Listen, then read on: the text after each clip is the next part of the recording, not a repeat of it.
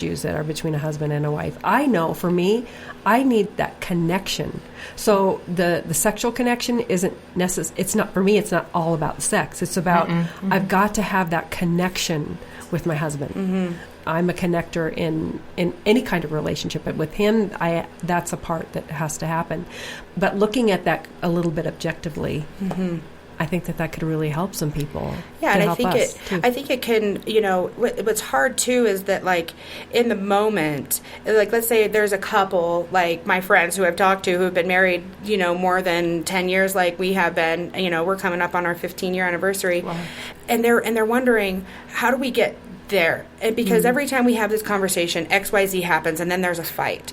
So this is the best advice I ever got was, if there's something coming between the two of you that keeps you from being intimate with each other, talk about it when you're not in bed. Yes. Talk about it when you're both in a neutral, not exposed, vulnerable, naked state. Good point. And you can say, okay, last night when I shut down because my brain was full of kid stuff, or my brain is full of stress, and I just felt like it was one more thing, and it wasn't you. I'm sorry. Or, you know, and he might say, hey, I'm sorry, you know. Well, his approach was this too aggressive or not, you know. Yeah, because most of the time, the things that come between us, it has nothing to do with the physical aspect of a sexual encounter. It has to do with everything else before. The noise. The his noise level. Her noise. Well, and if we want to get beyond just the sexual encounter so that it's bigger than that for us, it's emotional, it's all of that.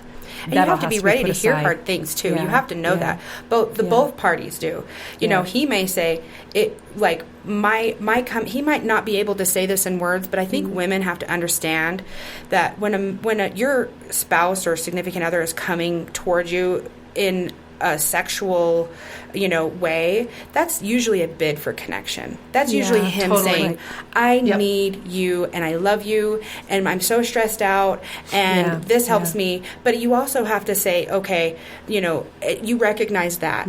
And if he's not fulfilling what your love language is, or what makes you feel fulfilled in that way, as far as outside the bedroom, like you're the one, like Dori was saying, taking care of all of the minute details of the household, and then you're just supposed to be the sex goddess at the end of the day, where you're able to be lit on fire by his very touch. Like, that's not reality. Reality is it's going to take a minute to transition out of that, and whether that's snuggling together or scratching each other's backs or talking about a book that you read together, or, you know, something that my husband and I do that really does help us is we listen to podcasts together, and the AirPod has changed our game, because we'll be cleaning the house and I'll have one AirPod in and he'll have the other, very cool. And we'll be doing laundry and then listening to a podcast about sex or about you know, religion or something that really interests both of us, and then we have conversation about it, because I think that the jam that most people get into, especially when you've been married for more than a few years,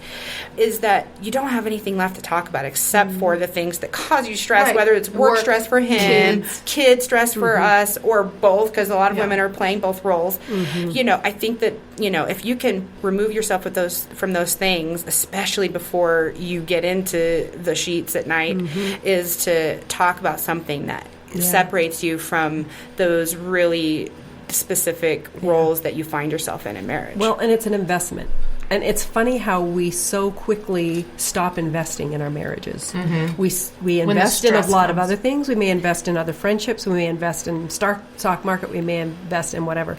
But we stop investing in our marriages, which is or our intimate relationships, which is the most important thing in our life. Absolutely. You know, and listening to a podcast together, that's investing. Right. I mean, that's taking time investing in your relationship, investing in your conversation, investing in what takes you deeper. I love that. When Sean and I are on the road, I find questions, like I scroll through my phone and I go through questions, like intimate questions, whatever they are, about anything, because there's always something that we can learn about each other. And I think the more that we invest even that way, I want to know you more, I want to know you deeper, I want to know this about you, I want to know that about you. It helps us become more intimate later on. I love that. I think that my husband's a very curious person, and I'm a very curious person, so that meshed really well. Where I think that when people, not that there's people that aren't curious, but I think less curious about their spouse, because maybe when they got together they were going through a really tumultuous time, and so they never really got to know their partner in that way. And I think asking questions of each other, and there's so, like, that's what my husband and I did. I went to the bookstore when we were dating, and same Barnes & Noble, and I went and bought a question book, and it said like 300 questions you should know before you get married. And we had been dating like... Can I borrow that book? I got it still. I'll give it to you. I have to dust it off. And it was so interesting because we got a pass to an amusement park for the summer together, and it's about 45 minutes away. So on the way there and on the way back, this is pre-iPhone, okay? Yeah. So, like, we had our flip phones that had T9 texting where you, like, pass the T 4 times. You're like, dang it, you know? Start over. So, like, and I got this question book, and all the way there, we would just, you know, we probably only got through 4 or 5 questions a time because it would spark conversation and memories and sharing our experiences or our perspective. And I think it, like, we joked around that we fell in love at Lagoon, which is the name of the park that we were at. Lagoon? We fell in love at Lagoon, but it wasn't at Lagoon. It was those rides to and from that where we really got to know each other intimately without ever having to, which I think was a really great thing for two people getting to know each other outside. And that's the thing, is all of this happened outside of the bedroom. And I think that was one thing that our religion, or our devotion to our religion at that point, that gave us it required us to really fall in love with each other and get to know each other. And I'm sure you have had that same experience where, you know, you have to know each other before you really fall in love. You have to have that deep friendship.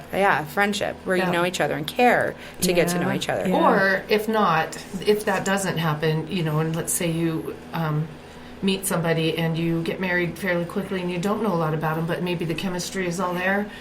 You need to make those steps to invest, like you were saying, Lori, that you have to invest in that relationship and put that in. And I was also thinking, when you were talking about, you know, you have a higher libido, or some people just have it, and some women feel like maybe they don't. And so I wonder, you know, they could be listening to this and go, yeah, but I just really don't have it. And I think some of these keys you're talking about would actually help them realize that, yes, they probably do, but they have to put that investment in. And maybe it is at nighttime, instead of just going right to the act or trying to be the sex goddess or whatever, laying down and stroking each other, or taking a bath together, or, you know, playing a game together to break down those barriers. And then the next thing you know, you probably will find that you have this or desire, as awkward as it feels to get like that card game or something that has questions that you say, before we go to bed at night, we need to ask each other one question, and just begin to understand each other better, you know? And develop that connection, because it doesn't just happen by the touch, you know? Like, I think and women too. I mean, men are misled by pornography, but women, the rom-coms of when I grew up were extremely misleading.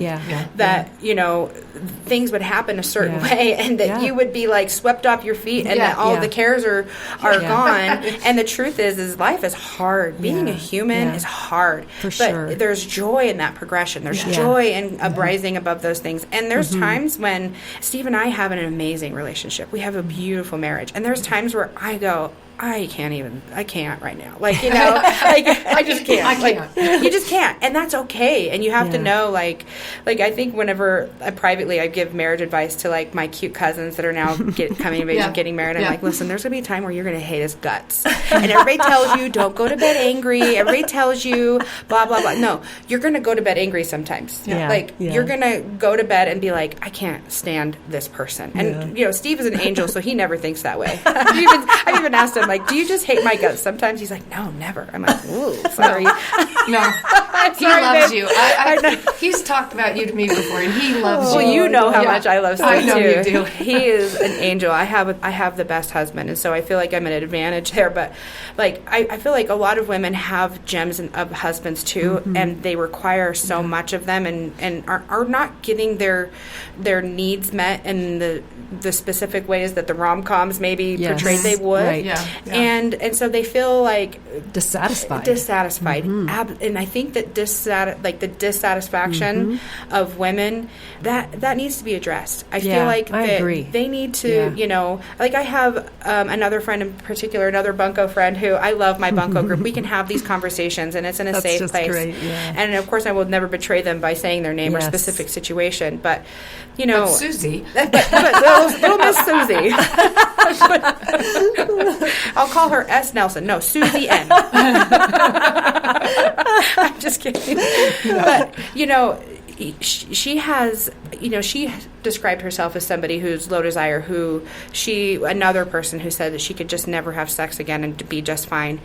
But after talking to her and teasing apart what really was the issue, and the issue is that her husband, she'll call him 3 or 4 times a day, and he will decline the call, and she can tell. Oh, wow. Or she'll text him, and she'll get one-word answers back. And he's a very busy man. Yeah. He has a very important job. Yeah. And he's an executive at the company he works for. So that's going to happen sometimes. Yeah. But it happens so regularly that she felt like nothing to him. Yeah. And then he would come home late again. It was, you know, some long commute home.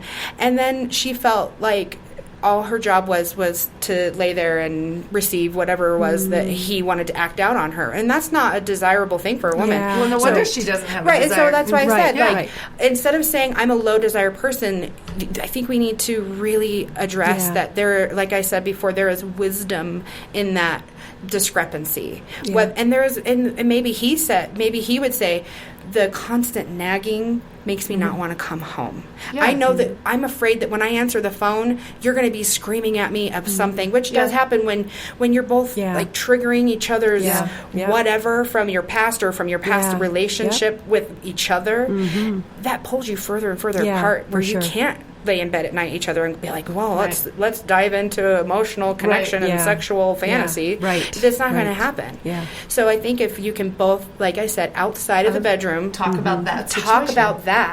And try to keep her cool without getting your defenses up. And if you need to, take a break. Okay, I need to get up right now. I'm totally being triggered. Let me go take a few breaths. And then come back to it in an hour or 2 or 10 minutes, whatever it is that you need. Or see a counselor if you need somebody to guide you through that. Because sometimes we do need some help. I think every marriage would benefit from a neutral third party saying what you're feeling is normal and what you're doing is hurtful and how you're reacting is even more hurtful, and this negative cycle is going to keep going until it ends. So that's why I feel like this conversation about sex is so important. Because those issues come out in the bedroom. Well, and sometimes just like your friends at your bunco group or wherever, that they're able to communicate these things with you and say, just throw it out there. Is this normal? We don't know. Nobody because we don't have the it. Conversation. You know, it's like, is this good? Is this bad? Am I right? Am I wrong? I mean, unless we talk to each other about that, we don't know what's common among us. And so we feel like, okay, this just must be me. This is weird or whatever. So I love that you're able to bring that conversation out and then, take it apart. What is the reason? Exactly. You know? That is so important. And that even, you bring up by saying that, like what is okay or what isn't, I think that we can go in the direction also as a lot of women, especially in a religious realm of, you know, if they're in a faith-based relationship, have been brought up to think that there are things that are not okay and taboo. And, you know, I know you were talking earlier about you were told, you know, things weren't okay, and you were looking for books saying, you know, I actually read a book in a Christian religion, I'm not allowed to. That this stuff was wrong. Like, you can't do this, you can't do that, you can't do this, because this is what prostitutes do. Oh my goodness. So you can't do that. You should only do this and this with your husband. And I thought, whoa, really? Yeah, so let's say some of the things. And then from then on, I was carrying this baggage of, okay, is this like wrong? Is this right? And I had, it's not a conversation I could bring up. And we talked a little bit about this because some of it was oral sex. And I was just like, I just was in confusion. I didn't feel like it was something even that I could bring up to somebody. How do you talk about that with somebody just to find out, well, what's normal? Mm-hmm. Well, then that puts a damper in the bedroom as well. Yeah, because you're never sure. If he's wanting it and you're like, right, I'm never sure. But I was told it's not okay. And then you feel like it's a dirty thing, and then, you know, guilty. You betrayed your role as the righteous woman in your relationship, or whatever. Like it alienates you from your own sexuality. Yeah, it so does, that you're separated from yes. this being, which is a sexual being, yes. and, you know, created to be this way, and then you're told that's wrong and bad.